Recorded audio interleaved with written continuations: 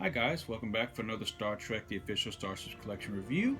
Guest starring this time, Winnie the Super Pup. Yay, yay, yay!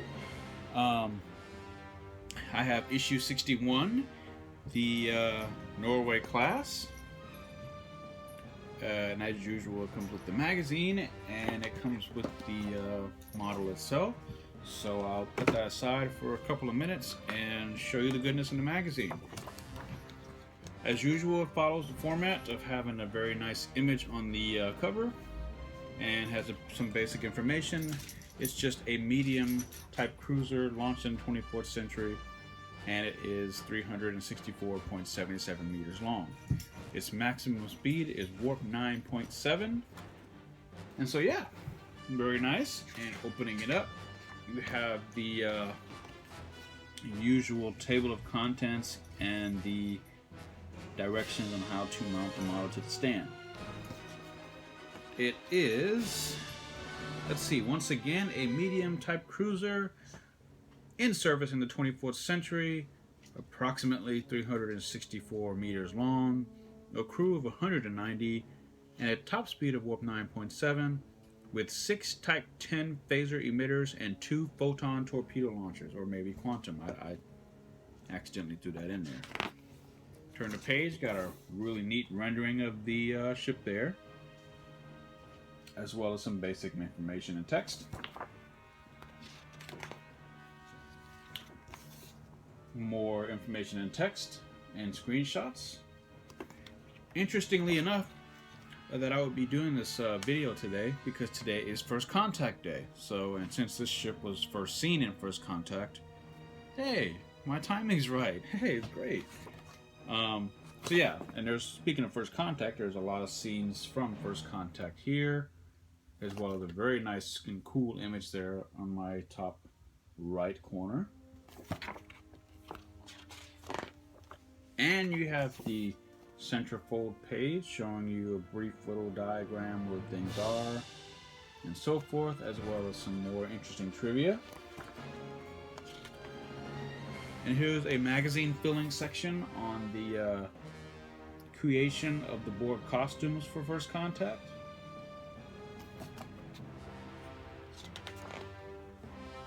Got some nice artwork there on that design process.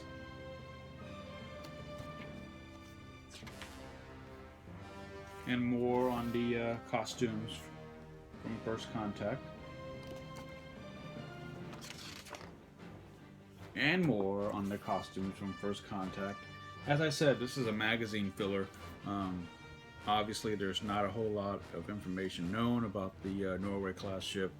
It's only been seen a handful of times. So, you know, there's not a lot they can probably pile into this magazine. And turning the page, you have the on-screen appearance page, which basically tells you the time that's appeared on screen, or at least the most recent. Its first appearance was in Star Trek First Contact, designed by Alex Yeager. Been seen on Deep Space Nine. It's been seen in a couple of the random fleets from Star Trek Voyager. On various diagrams and so on. Yeah, so the actual name of the model that I have here is called the USS Budapest, which is actually the ship that was in First Contact.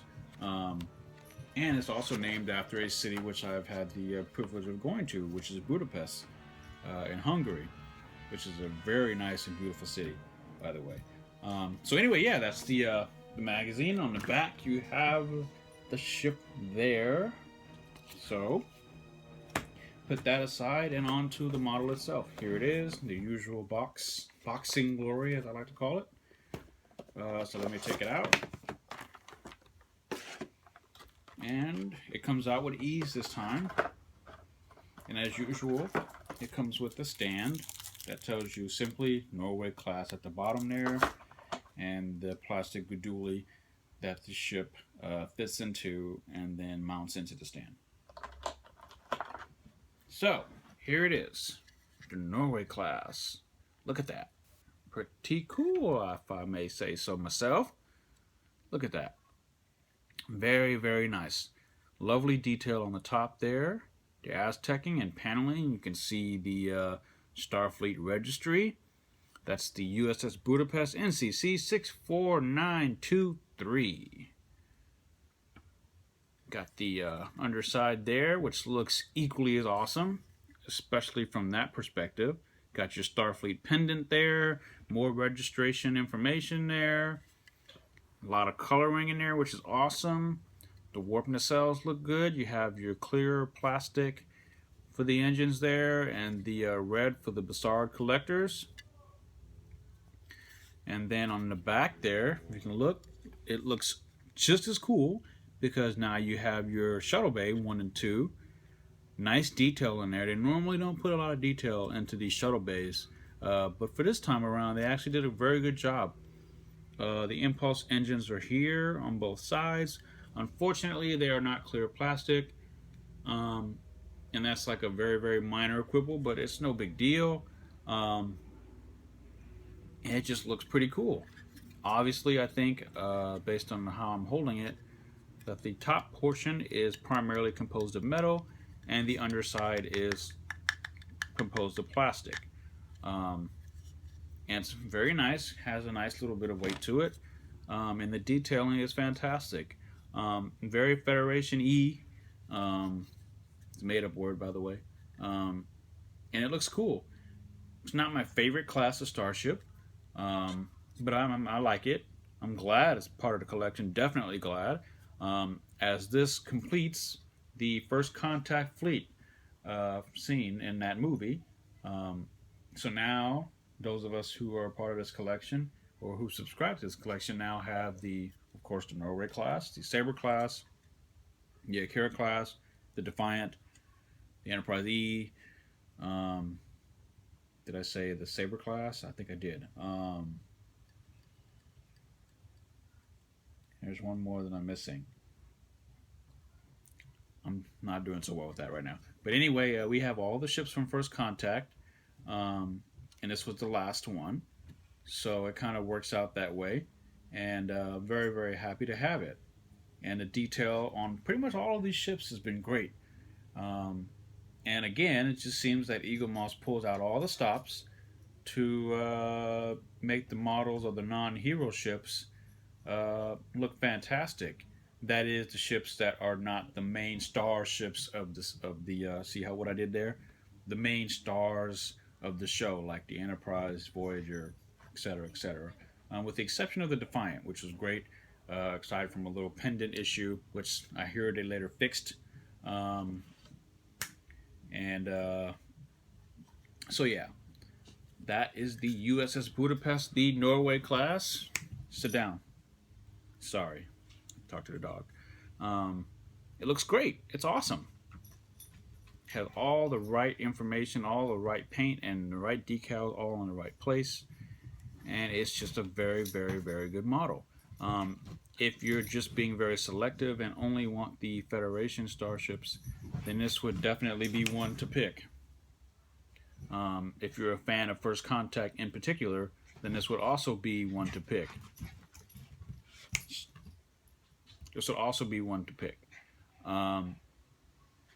It's just a very good model, even if you weren't a fan of the ship in particular. Like I said, for me personally, it's not my favorite ship out of the First Contact lot. I think that honor would probably have to go to either the Sabre class or the Akira class. But anyway, yeah, that's the Norway class. Been looking forward to this one for a while. It seems that us American subscribers are getting further and further and further behind our English and Irish brothers and sisters on the other side of the pond. For some reason or another, it really all began with the massive data migration that Eagle Moss did like several months ago. Basically, in effect, handing over all of their US-based customers to another agency or another group who are now in charge of handling all of Eagle Moss's customer accounts here in the United States. And in the process, we kind of got a little behind because it just so happened that it coincided right around the time of the, I guess, the dispatching of the magazines and ships. And so we kind of got behind a little quickly as a result of that. So now we're like several ships behind. So anyway, so I look forward to sharing with you next the Voth ship, what I also have nearby, and then hopefully um, should be getting a couple other things in like next month or this month of April, which is the Antares. So that'll be cool. And as of this video, I have pre-ordered the NX-01 refit special, which I'm really looking forward to, as well as the original series dedication plaque, and finally the ISS Enterprise from Mirror Mirror. So I will finally be having those very soon, and I will be sharing with you, of course. Um, so yeah, that's the Norway class USS Budapest issue 61, and until then, until I get to 62, I look forward to yeah. I can't believe I just stumbled on myself. But anyway, never don't mind me. So live long and prosper. And if you have a chance to go to the Star Trek Ultimate Voyage concert, please do so. It was great. It was fantastic. I was there this past weekend, and if it's in a city near you, please check it out. All right, live long and prosper. Bye bye.